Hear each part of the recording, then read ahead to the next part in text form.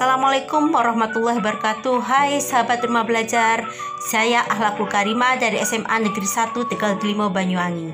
Di sini saya akan memaparkan tentang materi bukti transaksi, di mana bukti transaksi pada siklus akuntansi perusahaan dagang. Oke teman-teman, mari kita simak video pembelajaran kali ini. Materi kali ini yaitu bukti transaksi pada perusahaan dagang, yaitu pada kelas 12 jenjang SMA. Standar kompetensi yang ingin dicapai yaitu menganalisis bukti transaksi pada perusahaan dagang. Sahabat rumah belajar, tujuan pembelajaran yang ingin kita capai yaitu peserta didik dapat mengklasifikasikan bukti transaksi. Selanjutnya, peserta didik dapat menggolongkan jenis-jenis bukti transaksi. Sedangkan indikator pencapaian kompetensi, yaitu peserta didik melakukan klasifikasi bukti transaksi. Peserta didik melakukan penggolongan jenis-jenis bukti transaksi. Sahabat rumah belajar, bukti transaksi dalam perusahaan dagang yaitu meliputi bukti transaksi internal dan bukti transaksi eksternal.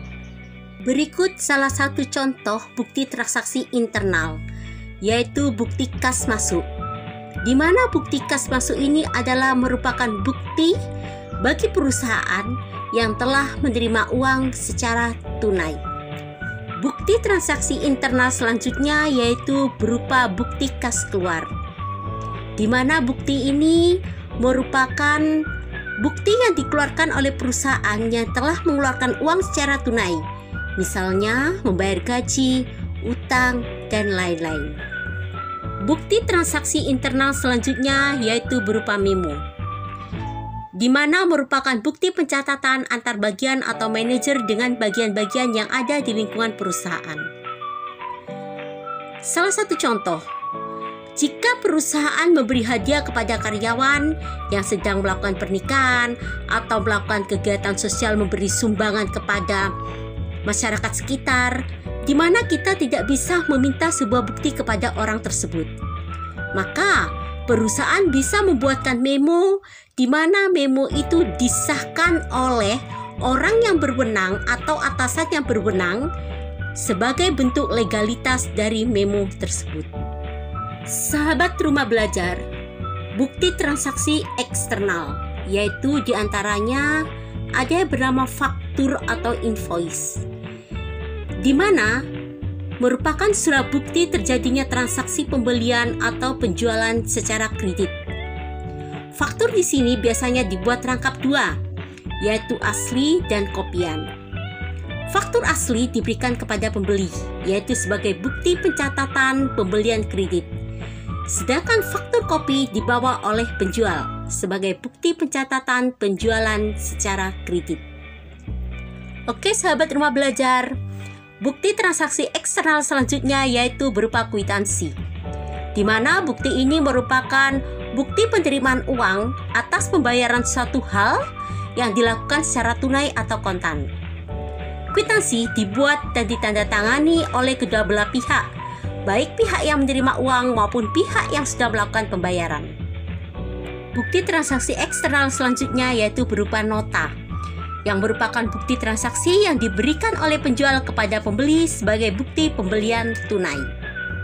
Selanjutnya, bukti transaksi eksternal lainnya yaitu berupa nota debit, di mana bukti transaksi yang dibuat oleh perusahaan untuk dikirim kepada pihak di luar perusahaan, karena ada suatu barang atau jasa yang tidak sesuai dengan pesanan atau pembelian atau juga rusak.